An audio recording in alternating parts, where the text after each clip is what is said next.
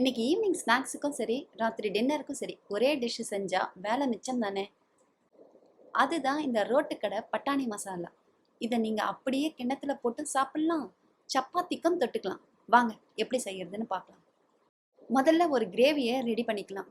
அடுப்புல கடாயை வச்சு எண்ணெயை ஊத்துங்க. எண்ணெய் காஞ்சதும் ஒரு பெரிய வெங்காயத்தை போட்டு கண்ணாடி பதம் வர்ற வரைக்கும் வதக்குங்க.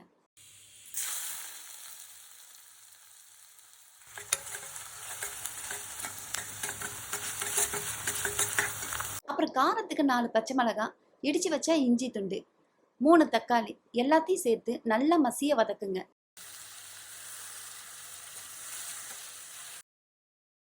பச்சை வாசனை போனதும் அடுப்பை ஆஃப் பண்ணிடுங்க. சூடு ஆறுனதும் இது கூட கொஞ்சம் தேங்காய் துருவலை சேர்த்து மிக்சியில் நைஸாக அரைச்சி எடுத்து வச்சுக்கோங்க. அடுத்து முக்கியமானது பட்டாணி. ஒரு கப்பு பச்சை பட்டாணியை குறைஞ்சது ஒரு 3 மணி நேரம் நல்லா ஊற வைங்க.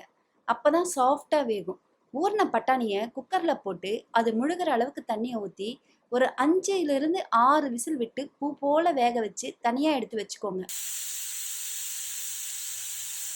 இப்போ மெயின் டிஷ்ஷு செய்யலாம்.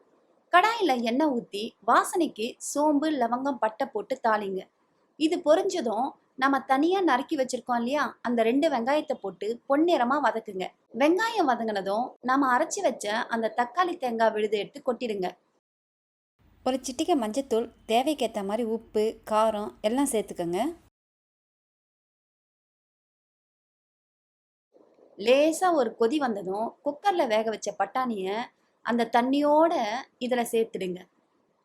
கிரேவி நல்லா கொதிச்சு திக்கான பதத்துக்கு சுண்டி வரும்போது கடைசியாக வாசனைக்கு கொஞ்சம் கரம் மசாலா தூவி ஒரு கிளறி அடுப்பை ஆஃப் பண்ணிடுங்க. அவ்வளோதாங்க, வீடு முழுக்க வாசனை தூக்கும். இந்த மசாலாவை சப்பாத்தி, பூரிக்கும் தொட்டுக்கலாம்.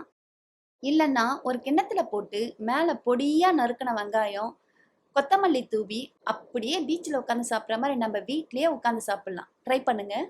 இந்த ரெசிபி உங்களுக்கு பிடிச்சிருந்தா லைக் பண்ணுங்க, ஷேர் பண்ணுங்க, சப்ஸ்கிரைப் பண்ணுங்க. இந்த ரெசிபியை உங்கள் வீட்லேயும் நீங்கள் ட்ரை பண்ணி பாருங்கள். அதே மாதிரி உங்கள் ஃபேவரட் டிஷ் எதுன்னு கமெண்ட்டில் சொல்லுங்கள். டெய்லி புது புது ரெசிபி பார்க்கணுன்னா நம்ம சேனலை ஃபாலோ பண்ணுங்கள்.